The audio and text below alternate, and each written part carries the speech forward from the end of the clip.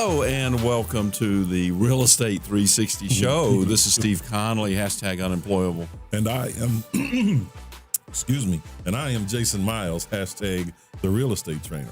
Yes, you are. Yes. Good afternoon. Yes. How Hey, you you feeling? know, I was thinking the other day about my hashtag unemployable. I don't know if I like that or not. I think it's pretty sharp. Oh, do you? It's definitely spot on, that's for sure. Well, okay. All right. Well, I resemble that remark. So anyway, so today we're going to talk about, I don't know, a couple things, right? Yeah. Business, how to run the business. Yeah, but I think more importantly, we touched on some pretty good stuff in our pre-show conversation. Yes, we did. About negotiations, because when I'm out here and I'm dealing with people or people are calling about properties that we have for sale, one of the things that I really, really am bothered by is when they make their initial offer and I say no, Yeah. it stops for them right there. That's weird, isn't it? Yeah. I've never understood that either. Yeah. It just stops. There's no, okay, how can we make this deal work? You know, there's just no banter. There's no haggling. There's none of that, you know, none. Yeah. And there should be. There definitely should be. And I've always, I understand exactly what you're saying.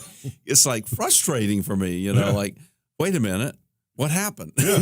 And you know, we don't negotiate with ourselves, but sometimes we'll be like, but wait, don't you want to counter?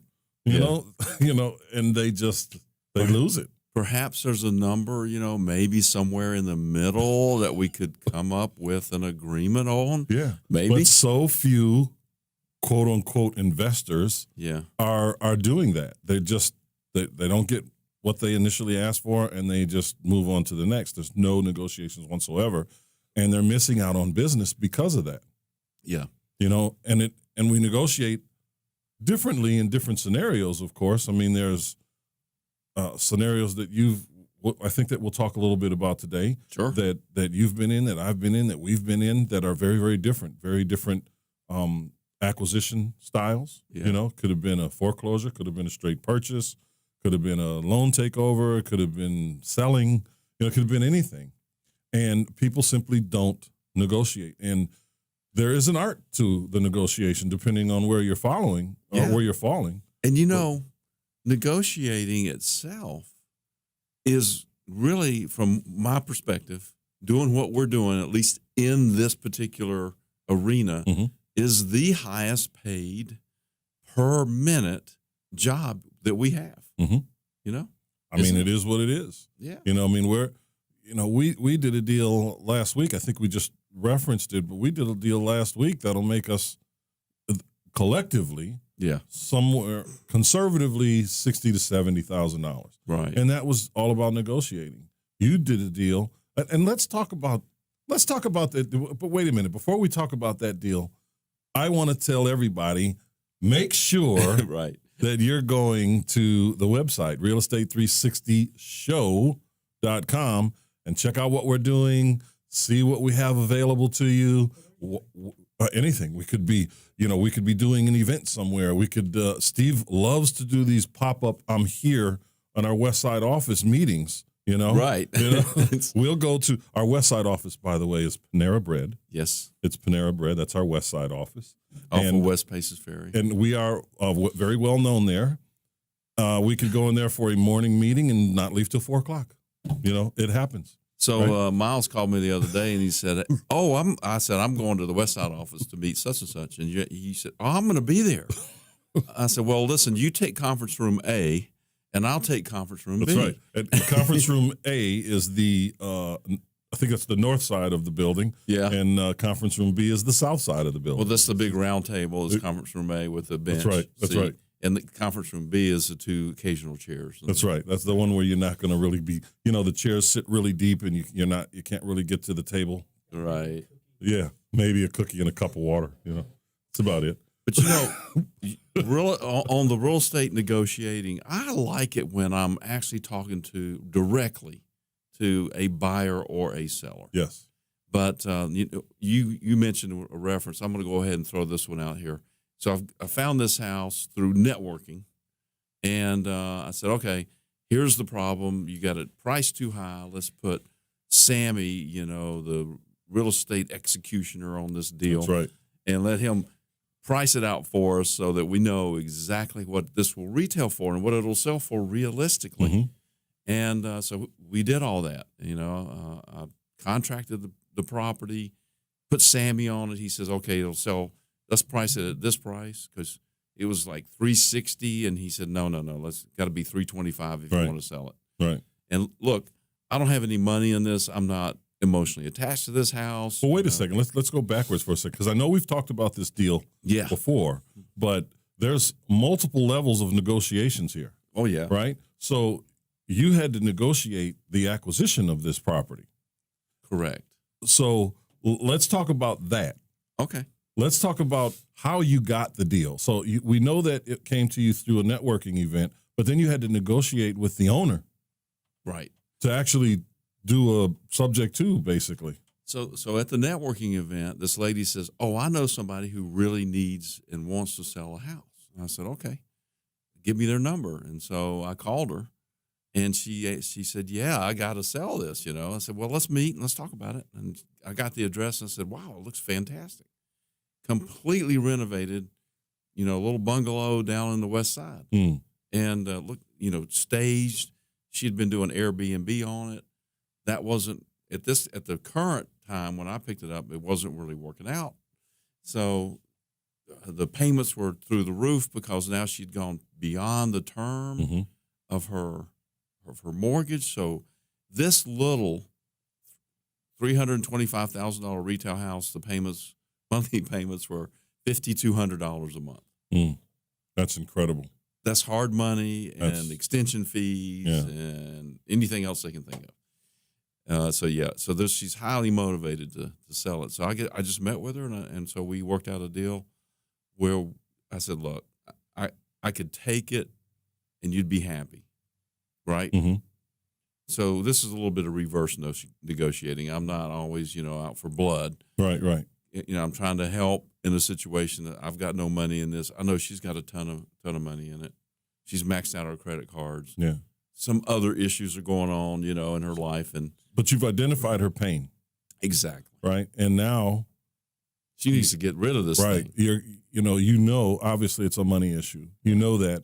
But now it's, look, I can't buy this from you because it doesn't fit our purchase model, the way we buy properties, actually physically buy them. So what did you do? Tell our listeners what you did to convince her. It didn't take a whole lot. It was in her best interest to just hand over the keys. Well, it didn't take a whole lot. I said, "Look, I can help you with this, and this is what we need to do. And here's what I propose." Mm-hmm. And I started out with, "Listen, let's just do a percentage. You get this percent, and I get that percent of the net after we get finished." Mm-hmm. So it ended up being, I said, "Well, there's some really nice furniture in there. I need it for our B&B." Mm-hmm. So I changed it up, and I said, "Look, I need the furniture out of here, and then 50-50. And she said, "Okay." But then she said, "But I need the washer and dryer, and something else." Anyway, I said, "Okay, yeah, that's fine." And so, I want to step into their shoes too, right? And get on both sides of the table while I'm negotiating, at least in my mind. I'm not going to run around and do that, but I wanted to see it from both perspectives. Right. So then you negotiated with her about everything, literally from the kitchen sink to the paycheck. That's right. Right. Literally. So from the sofa to the sink to the security system, the washer and dryer, and then there's more. Yeah. But ultimately, she just handed over the keys, and 100% of the profit goes to the company. Correct. Yes. So that in and of itself is a skill, because she went from, let's split the profits, to no, I don't want anything, take it all. And in a very short period of time. Right. Literally a day or two. Right. So now you have it. She signed all the documents, and this is a subject to deal, right? I'm just going to do a simple contract. Simple contract, and basically assigning that off. It'll either be a double closing or an assignment. Yep. Depending on how we end up, because I don't know how this is going to end up. That's right. Because there's way more negotiations going on That's right. Now that it's there. Now, of course, during the transaction that we were doing on the purchase, she tells me, "Oh, by the way, there's a mechanics lien on this property." I said, "Okay, how much and why?" And she said $8,000 because this investor guy, whatever, it doesn't matter. It's $8,000. And so I said, "Who's it with?" And she told me, and I said, "Oh, I know him." Yep. Okay. And that was another level of negotiating, because now, in order to create profit, you had to call him up, which you have a good relationship with him, and say, "Hey, listen, we need to work this out. I know that you have this, but in order for you to get anything, we've got to be able to sell it, and we can't sell it with these kinds of fees. What can you do?" Exactly. And he worked it out with you. You guys came to an agreement to reduce that. Well, we came to an initial agreement, which was down to $5,000. But things changed and then I had to call him. That's right. That's right. And let's talk about those changes after the break. Yes, do. Let's do.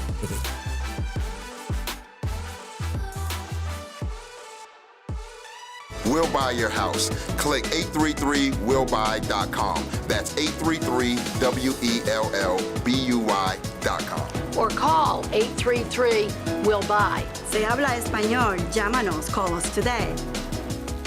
And we're back talking about the negotiations. I was going to say those exact same words. How about that? You're in my head, man.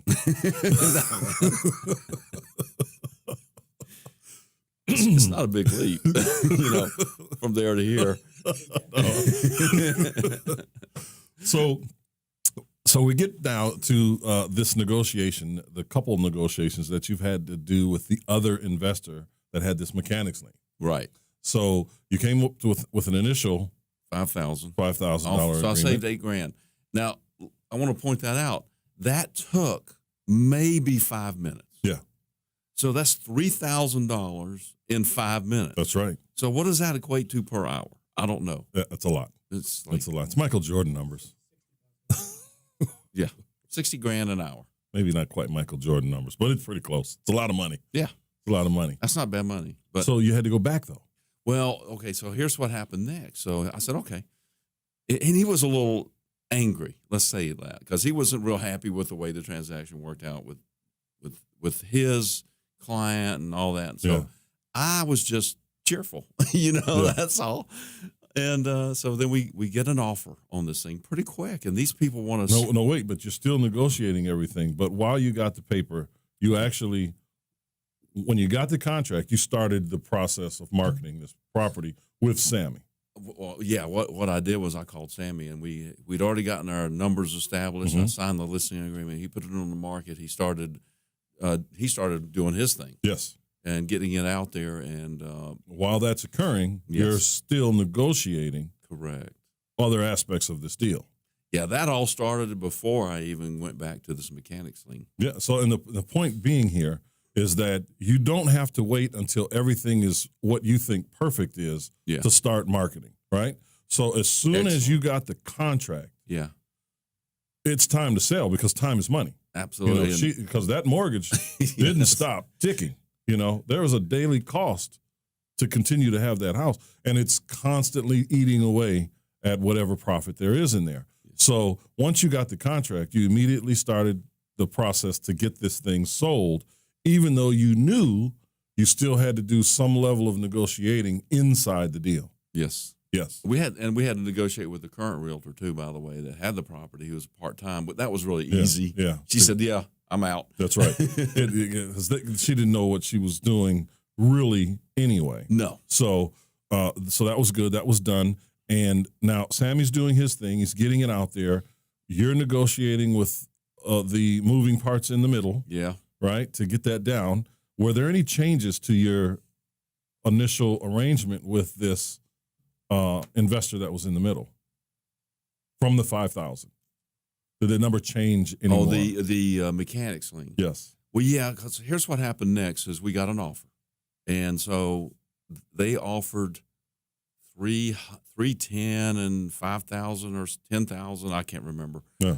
A seller contribution, which netted about 300. And I said, "Oh, that's not going to work," because the loan on this is huge. It's like 270. Yeah. And so, there's not a lot of spread there to work with, right? Right. And then, of course, I don't know. She hasn't made payments for a while, and at 5,000, that adds up pretty quick. It does add up. So I'm not 100% sure where we are, but I'm thinking 280. Mm-hmm. Somewhere in there, maybe a little more. So I'm thinking 280. That's going to leave nothing at that offer. Yeah. So I countered it it was 325. So I said, look, it's got to be 325.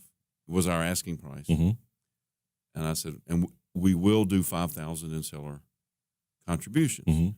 Or if you want to write it up as 320 and 0 seller contributions, it doesn't matter to us. Right. How are it's you the same anyway it goes. Thing. And so they countered like 4 or 5 times that number that day. Wow. And I said, and Sammy's calling me like every 20 minutes, He said, well, now they countered this. I said, listen, Sammy, listen carefully. Counter 325 and $5,000 in seller contributions, which is the same thing I said before. I just said it over and over and over again. And finally I said, look, Sammy, here's what's going on. They're just nibbling at this point. Yeah. They're negotiating. And so he said, yeah, this realtor on their side is a fantastic negotiator. Yes. And I said, yeah, she's persistent as hell. And I said, but look, they're going to do it because they need to move, and they need to move in by the 21st because that's when the closing date is. I said, just stick with your numbers for me, please. And right. So they finally agreed. But that's not where it ends by any means. So which brings us to the next chapter in this saga, right? Yeah. You've now got a buyer. Yep. And the buyer is now going through, you've negotiated to acquire this property. You've negotiated the sales price and the sale of this property. And now through this process of dealing with realtors, retail sales, and lenders, now you have to go through the inspection aspect of it. So the reason that I wanted to talk about this deal is because there are so many levels of negotiating, and it happens this way a lot. You negotiated to get it. Then you had to negotiate with the people in the middle. Then you had to negotiate the sales price. There's an option at the very end to maybe have to negotiate with the current lender on some of the fees, possibly. But the inspector comes in. Right. The inspection report is back, and it is a laundry list of issues. Yes. The buyer's agent seems to think it's going to cost anywhere between $15,000 and $20,000 to fix everything on that list. Right. So now for us and the way we sell, we're like, okay, what on this list can you live with? What on this list can you not live with? Let's do that first so we can shorten the list for us and things that we have to either repair or pay for, right? So we want to shorten that list. So right now you're in the process of those negotiations. Well, yes, and that's exactly how I was approaching it. But what happened was the buyers came back and said, listen, we'll just handle everything. We'll sell it as is, and we want you to discount it. And they had initially said $15,000, but actually they came back yesterday, by the way. This was yesterday, with 20. They said, take 20 off and we'll just take it as is. And I said, not likely. Right. Because Sammy had already told me that they had already said that 10 was their minimum number. And so I told Sammy, I said, look, I would start at 75 and go with that. And 10 would be my maximum number. So what I told him actually yesterday was, I said, just make it, or that was the day before yesterday, just make it 10,000. Let's just cut to the chase and see if we can't get this thing done. Right. Well, then they came back with 20. I said, okay, they're posturing again. Yes. And I said, so I told Sammy, I said, I can't do 20. I don't know what I can do. I got to get a payoff. Yeah. To find out where we are. That's right. At this point. And that could very well lead into yet another negotiation. Oh, it's definitely going to be. Right. So you have to be prepared as an investor to kind of deal with anything that can come up. You don't know what's going to come up until you've actually done it, but anything can happen at any given time. The negotiations never, ever stop. We just finished a deal that we initially intended on making a pretty, I think it initially was like what, 60,000 we were going to make on that deal. Yeah. But there wound up being this is the Dunlap 5. Oh, right. Yeah. Oh, Well, we had a 5-unit building that we were working on, and we got it under contract, but there were title issues. There were 5 separate owners, and they were spread out all over the world, literally all over the world. None of them were in America. yeah. You had the closing attorney say, "We have never seen." That's right.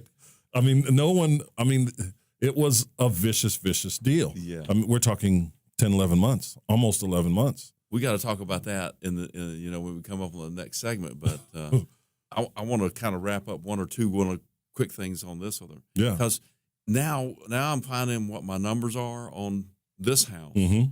So I'm thinking, okay, if I could get it like 75 or even 10, Mm-hmm. where can I make some of the difference up? And so I went back to the mechanics link guy and I said, listen, this is getting brutal. I said, I sent you this inspection report. Yeah. Was it your contractors that did this? Yeah. And he said, he didn't really answer me. Got kind of quiet. Yeah. So- Which is the answer. That's right. That's right. So he said, well, listen, whatever, He kind of said whatever. And I'm thinking, okay, I can probably get this for $2,000. Yeah. Get it released for $2,000. He said, write it up and I'll sign it, whatever it is. And He just wants something. yeah, exactly. And so I'll have to come back to tidy that up and firm up the numbers once I get the information from the actual lender, what the payoff is. Mm-hmm. And then my lady that I'm buying it from, she's talking to him and she already suggested that they help out with some of the fees. Mm-hmm. But that's not going to be the way to go. Yeah. And we, But it's possible that the lender can reduce some of those fees. I mean, he wants a BPO. He wants the numbers. it's going to take too long. It's going to take way too long, and then he's going to say, "Well, you're making money, even though she's not making money. Right. She's got cash in it, but there's cash coming out at closing." Yeah. Yeah. And it is what it is. But listen, that's a great example. Let's take a break and talk about a couple other Let's talk examples. about the Dunlap fight. You got it.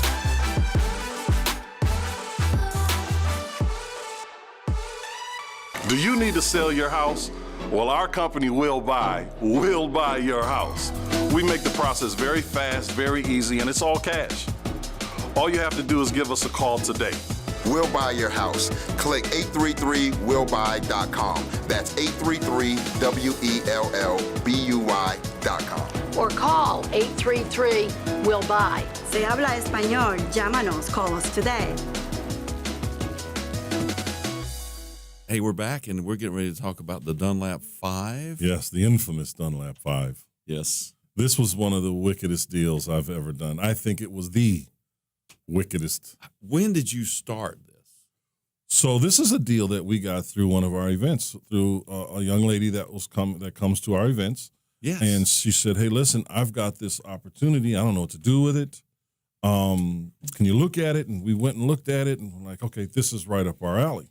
It's bad shape. It's a multifamily, a small multifamily, but nonetheless a multifamily. We can do something with this if we get it at the right price. And this is initially I would say it's not up our alley because it's a burn property. Yeah, and we don't do a lot of those. No, we don't do a lot of those at all. But once we had the contractors look at it and say, hey, listen, this isn't as bad as it looks. Exactly. We got the engineering report. I mean, we put some effort into some money, some resources into understanding this property. Yeah. Do we want to do it? Is it worth our while? So we spent, a little bit of money and a little bit of time making sure that it wasn't as bad as it looked. We went down and talked to the city. We wanted to make sure that, this thing wasn't going to be condemned. And we knew that it wasn't, but we wanted to have something tangible that we could give to a lender and say, look, this is what the city believes. They've already got some of the units rented. There's only 5 left. But this is what the city believes. Here's the engineering report. And here is what the contractor says that is wrong with it and what it's going to cost to fix it. So we had some ammunition going into lending because we knew when you look at it, it looked ugly. It wasn't appealing at all. Not appealing. I mean, when you've got burn damage through the roof and 3 of the units don't really have a roof. Right. You got to think It's about that. not pretty. You That's know? right. Now, most people would walk away from that. And most people did. Yeah. You know, but we're looking at it, and once we had all the reports in, we knew, okay, this is just a roofing system. Yeah. It's not that bad. It's a whole roofing system, but it's not as bad as we initially thought. And it's because these are townhouses and the fire actually happened upstairs. Mm-hmm. So it didn't really do a lot of damage downstairs. No, it's just a little bit Like of a water roofing damage. system. That's Yeah. right. So we get into this thing and say, all right, we start negotiating with the guy on the price of these properties. We get a pretty decent price on them. We sign the contracts. We brought a lender in because we were going to buy those initially. That lender wanted to start with their attorney, which I'm kind of thankful that they did. Yeah. Right? Because at that point, they realized probably took them about 3 or 4 weeks to say, this isn't going to be a normal deal, Right. right? Because, again, there were 5 owners, and all 5 of them are spread out around the globe. None of them were in America. Literally, what, 4 different countries? 4 different countries. Wow. 4 different countries with different processes for them to have to sign. But the title work was all screwy, you know, and how they bought them and when they bought them and who had this lien and what that lien was. It took several months just to get to there. This was a total It of, took about 6 months just to get the documents back, didn't it? once we got them situated, Right. it took about 2 months once they were emailed out to them. It took another 2 months for them to send it back, only to find out that 3 of them had signed it wrong. Of course. Okay. They don't speak English. It was absolutely horrific. It was terrible. You know, so while they were going through that, all of the sellers were fine. They were just, we want to get it done. We want to get it sold. We want to get our money back. Let's just do what we have to do. And once their paperwork was finally back, and the attorney had to then, you know, approve everything, the title company, excuse me, had to then approve everything, the 3 of the sellers started to kind of lose it. Now, because they were like, all right, now you have your documents, send me my money. But Right. they thought it was going to happen that fast. And at this point, we're already, I think, 8 months in. Oh, yeah. We were already 8 months into this deal, and now they're pushing for more money. Well, you know, your extension, we're not going to sign it unless you give us more money. And at that point, you feel obligated to make some money. So you start to Yes. negotiate. You start to negotiate with them. Okay, I can't give you this much. I can give you this much. We'll go up this much. And, you know, we did that. And I'm giving the abbreviated version of this story because it just goes on and on and on and on. You know, the conversations, having to go through the attorney to have the conversations, using third-party people that have email communications with this. I mean, there were a lot of miscommunications. There was a lot of greed associated with this deal from other people, the intermediates. Yeah, intermediates. I was hoping you would say that. Yeah. Because you had a guy in the middle of all this. There were That actually 2 was people in the middle. 2 people in the you know, but which was invited by because okay. So initially it was just us and the main intermediate, right? The Right. gentleman who was representing all 5 sellers. Mm-hmm. But we had an agent on that deal as well. And that agent brought in a broker who was also a wholesaler who was trying to figure out how he could maximize his profit potential in this deal, right? That And he did person, and he definitely did that because they were dealing with someone who really wanted the property because we wound up wholesaling. Yeah. You know, we didn't go through the acquisition. We made some larger multifamily acquisitions. So instead of us going through with the purchase of this, we decided in the middle there, probably around about 3 or 4 months in, that we were going to just go ahead and wholesale this. Yeah. And we went on and bought, 60 units right after that, I believe. That's when we made that decision. Yep. And it was just constant negotiation with the sellers representatives, all the intermediates, getting these fees down, renegotiating the sales prices, not only with the sellers, but with the buyer, and figuring out how to do that because the underwriting process for the buyer, our buyer, was so intense. This lender was so intense, they actually did background searches on everyone associated with the deal. Never seen that before. Wow. I know that they can do that. They reserve the right to do those things, but they did background checks on me. They did them on the buyer. They did them on the intermediate, the initial intermediate. They did it on the broker. I have never seen something like that. Most people would have walked away from this deal a long time ago. Oh, yeah. You know, we're watching our profits go down, down, down. We're watching the expense of this thing go up, up, up, up, and up, because your typical closing costs are going to be maybe $3,000. You know, Yeah, if that. You know, If that. That would be high. Yeah, but you've got to pay for their time. Yeah. Okay, the attorneys spent an enormous amount of time chasing these people down, communications, international telephone calls, you know, international packages that they have to pay for to come back. I mean, they emailed everything to them, and so they only had to pay for it to come back once, Right. in some cases twice, because they had to get them re-signed. But those something that would have cost on the high end about $3,000 wound up costing $11,000. Wow. Okay, $11,000. But it is 5 properties. It is 5 properties. Yeah. But we're talking per property. Oh, Okay, they had to discount some of their fees so we could get the deal done. they charged $11,000 per property. Well, it's 10 months worth of work. Oh, yeah, but You not know. full time. No, I mean, I'm just tough. It's tough. It was tough, and they discounted it, but still, everyone had to chip in. We chipped in. Yeah. The seller, excuse me, or the intermediate had to chip in some money. Even the buyer chipped in extra money on the closing cost. Wow. That's how bad he wanted this deal. That's pretty bad. He wanted this deal really, really bad. In the end, the bank won. You know, Yeah. the bank and the attorneys. I mean, of course, the attorneys always win, right? I mean, we didn't have any money in this deal either, and we walked away. Our take on it was just under 11,000. You know, 10 months worth of work.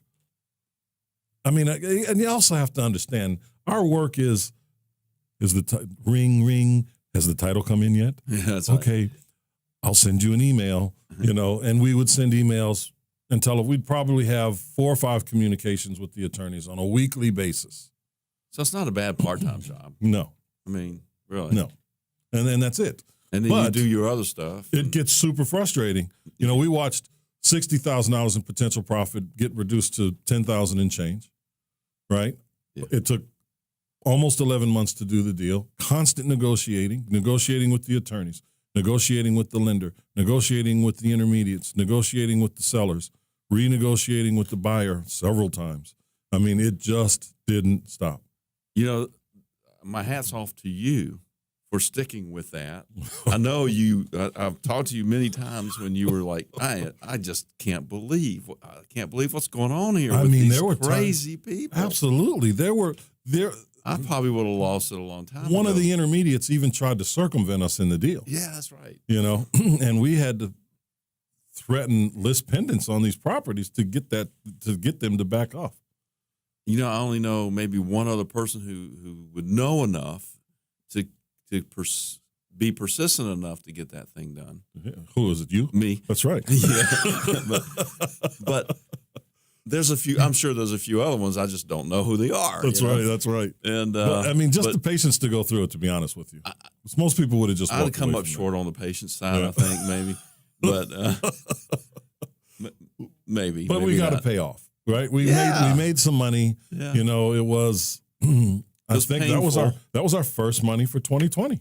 It was, wasn't it? Yeah, Oh, we and had- that rhymed actually. First money for 2020. Hey. Well, no, we had didn't we have an investor come in? Oh no, that was 19, wasn't it? Into one of our multi. Yeah, that was at the end of 19, right after Christmas. You're right. That Yeah. was our first money. That was our first money for the year. That was pretty good. But listen, we're going to take a break. We're going to talk a little bit more about negotiating Yeah. in a couple different circumstances and tell you what we got coming up so you can come and see us.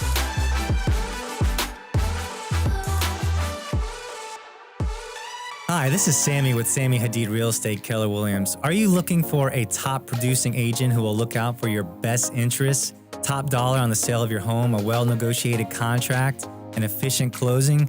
Please call me at 305-978-4249. I'm more than happy to set up a consultation. I'll put together a proposal for you to net top dollar for your home, what it is that I'm doing to get all my homes sold. Then you can decide what's best for you. Again, I'll do whatever it takes to get your home sold for top dollar, and I promise you that I will protect your equity with my life. 305-978-4249. Sammy Hadid, Hadid.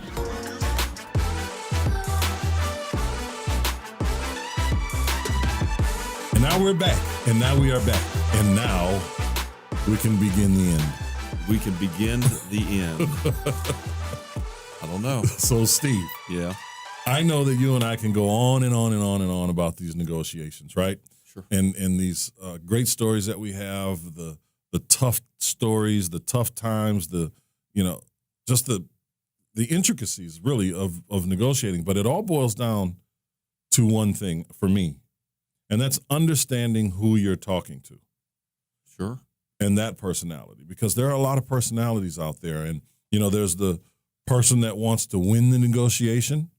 There's the person that wants to just get the deal done, stuff like that. Like, I'm the person that wants to just get the deal done. Right. That's winning for me, right? But there are people that have to feel like they won in the negotiation process. Like, we did a multifamily deal, right? We bought this place initially we were buying it, our initial offer was 1.1, and there were a lot of negotiations. Oh, yeah, that one. Right. Yeah, a lot of negotiations going on in there. And in the end, we agreed on a price Right. of 1.25, which was slightly above our max, but not enough to say no to the deal. And the owner, one of the owners, there were two of them, one of the owners came back after he put that number out, and I said yes. He came right back just before we were signing the contracts and said, I need 1.26, just so he could feel like he was winning. Yes. Just so he could feel like he was winning. That is it. He already won. He already won. I already said yes. Yeah. The price was literally only $15,000 more, which is why on something that big, it really didn't matter. But then he comes right back with this $10,000 bump so he can feel like he's winning. He's nibbling. That's right. That's the negotiation skill. Oh, I hated it. and frankly, I told the agents that both of them, our representative and his representatives were very frustrated with him. Yeah. And I said, listen, I'm not going to do it. We're already paying more. We've been going through this now for over a month. I'm not going to do it. I'm not doing it. Tell them deal is dead. Yeah. Right? It's a Love it. done deal. And I got off the phone. 2 minutes later, maybe 3, the agents call me back and say, listen, we're just going to pay the 10. We're not calling him back. We're just going to pay it. So, you're going to get a $10,000 credit from what we're going to get, and we're just going to split it 50-50. I said, and then I started to negotiate on our agent's behalf. Okay. Right? Because they were only giving our agent 2 points, and they were getting 3 points. Right? I said, no, that's not fair. That's not equitable. You guys already shaved a point off of her. Why should she have to pay half of that? You guys got to split it right. If you're getting 60% of the profit on this, you should pay 60% of that, and she should pay 40%. Yeah. That's or only fair. Bring everybody up to 50% and then pay 50%. Exactly. Yeah. So they said, okay, fine. I said, shoot me the addendum. I'll sign it, and we're good to go. But I had to negotiate not only for us, but for her, because it was just right. Well, I have a question. Why wouldn't they just go back to that guy and say the deal's dead? Because we'd been there before. Okay.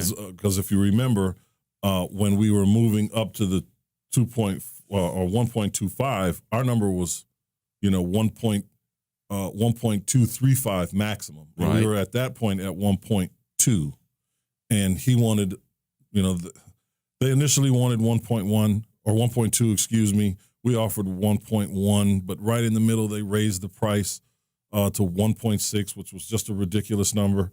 So there was just back and forth. But we already pulled our offer off the table at 1.2. Right. And then they brought the deal back. You know, the agent that was, or the broker actually that was representing the buyer said, all right, listen, we want to do this deal. You have to come back to the table with this. This is the best we're going to get. And these guys are closers. Yeah. And it's right here, right now. Right. I've already spoken to their lender. They're ready to close. So the money is on the table. You're the one holding it up. And that's when that whole 1.25 to 1.6 thing came to fruition. Well, I understand that, but wouldn't it be even more powerful because you've already exited out of this thing once? Yeah.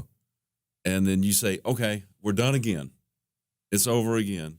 They didn't want to go. They just wanted to check. They just wanted it. They just wanted to check. Yeah. So he wore them down. He didn't wear. Because I told them where I'm out. Yeah. But they didn't want to take that back to him. I understand. Because they would have then had to start that whole process over with someone new who wasn't going to give them. I mean, I'm not going to say they wouldn't have given them what we would have given them, but it would have taken some time in a secondary market. You know, all that comes into play with the amount of work that needed to be done to the property, dealing with the tenants. You know, those kinds of things a lot of people are going to take into account, especially if they're going to be buying in a secondary market as that property is in. Yeah. You know, so there's a lot that comes into play there. Yeah, you know, and I'm always willing to do it. I like it. I enjoy it. You know, I just, you know, I'm not the guy that's going to go to the grocery store and haggle over the price of, you know, tomatoes. You know, I'm not going to do that. I don't like to go to the farmer's market and haggle over the price. I've been to places where, you know, there's no price on anything, and you just have to haggle. I'll give you 2 bits for that. Right. You know, and then you go back and forth. That's not my bag, man. It's not my bag. I'm with you on that. I don't like taking things back to the grocery store. You know, I got a whole shelf full of stuff I refuse to take back. It's kind of silly. Yeah. Because I'm going to want to. Home Depot is my thing. I buy stuff at Home Depot all the time. I go to Home Depot, I buy light bulbs, wrong size light bulbs. You know, it doesn't screw in over there. I don't feel like taking it back right now, though, and it sits on the shelf in the garage. I know that I'm going to go back to Home Depot sometime this week. At least, you know, I'm going to drive by it. It's going to be right there. I can just put it in the truck and take it back. Gets there. But what happens is you run around it never gets there because you run around all day and you're on your way home and you see the Home Depot sign, but it means you have to turn right. But, you know, we're talking about got to do all this stuff, man. We're talking about mindset. Talking about mindset here a little bit, right? Or just differences. Yeah. And so that brings to my mind the difference between the entrepreneur mind and the employee mind, rather. Yeah. And I've seen it. It's huge. You know, especially these corporate guys that have been working in corporate for 20 years, 30 years. Yeah. You throw them into the entrepreneurial environment, and they are totally lost. They are. I mean, a lot of them. You know, they just people get used to stuff. You know, they get used to processes, used to, you know, getting paid on Friday or every other Friday or whatever it is. And there's a routine that develops in their life, especially if they have a family. You know, the whole family is used to this routine. And when you start shaking it up, that's very uncomfortable for people. But it's in that discomfort that you can truly rise. But you got to get there mentally. What I've seen them do, especially when they've been, you know, maybe early retirement, when they're 40 or 50 years or older even. Yeah. It's kind of like they look at it and they say, well, this is not my job. You know, like, it is your job, you know. Yeah. All of it's your job. And I've just seen them go down in flames because of that. That's right. Well, they don't take it serious. Yeah. I mean, they want to, but they don't, you know. And that kind of jumps us back into the Dunlap 5. And we were talking about most people would just walk away from that. Mm-hmm. I mean, I've been in a house, you know, I bought houses that needed, you know, a lot of work. And I've had people walk in and they say, why don't you just tear this down and start over? Yeah, exactly. I think we talked about that once or twice. Yeah. And, but no, so it takes a level of understanding when you walk into these things. That's for sure, without a doubt. I mean, we've had multiple properties where people have told us just that, and then they come and see the end result, and they're like, I don't know how you did it. This is fantastic. You guys actually sold this? Yeah, right. You You fixed know? it and sold Yeah, it. it really does happen. Yeah, that You know? was like that White Oak house. That was a perfect example, actually. Man. Oh, my Perfect God. example, actually. That was a house we got for little or nothing. We put a ton of work into. It was absolutely the worst house in the neighborhood. Oh, absolutely. And that's not a great neighborhood, No. It's at the changing. time. Yeah, at the time, yeah. It's a time. No one it even was- thought we were going to sell it, Yeah, all right. except us. Yeah. That's We- perfect example of willing things into existence. We you know? knew. We knew exactly. Bringing the unseen to the scene. That's right. Yes. That's right. The underdog. I'm with that. It's Dean Yeah, that right house, listen, I'm going to give them a real quick description because I know we need to talk about some Yeah. housekeeping. But that house had a hole in the roof there. Big one. as big as a semi-truck Yeah. and a corresponding hole in the floor Yeah. right under that hole. It's like a meteor just fell on the house. Yeah, that's a great description of that. Yeah, but You had to be very careful where you stepped in there. It was something else. take this last minute to tell people how they can find out. So listen, I do want to say one thing. We have a lender, Sohin in New York. Oh yeah, Yeah, Sohin called me yesterday. He said, I didn't know you had a podcast, and subscribed and listened to a few episodes, of course, and subscribed and called and said, hey, you guys, we got to do some stuff, but he's got a huge network of people as well. So I just wanted to give a shout out to Sohin. Thank you for listening. Thank you for finding us. We're on every single platform now that you can, wherever you listen to podcasts, pick us up, Real Estate 360. Listen, subscribe, engage. Let us know what you like. Let us know what you don't like, all that great stuff, but just engage, Let us know what you want to hear, what you want to learn more about so we can share that with you because this is Real Estate 360. and come to our next seminar, which should be this Saturday, the 15th, February the 15th, and we're going to talk about multifamily, how to evaluate it, how to underwrite it, how to recognize it when it's a great deal. Yeah, we're getting a lot of engagement about the multifamily stuff. We are. Yeah. Pretty interesting. Yeah. And listen, where can one get this information for this show? For Well, this let me event? think. Oh, yeah. Realestate360show.com. .com. Make sure you go and support and get what it is you want to get from us because we want to give it to you. We want to give it to you. It's Real Estate 360. We talk about everything about real estate, every aspect of it, and the business, things that you need to know to move forward in this industry and give yourself the life you want. And this is Stephen Miles taking you from the show to the pro. See you later.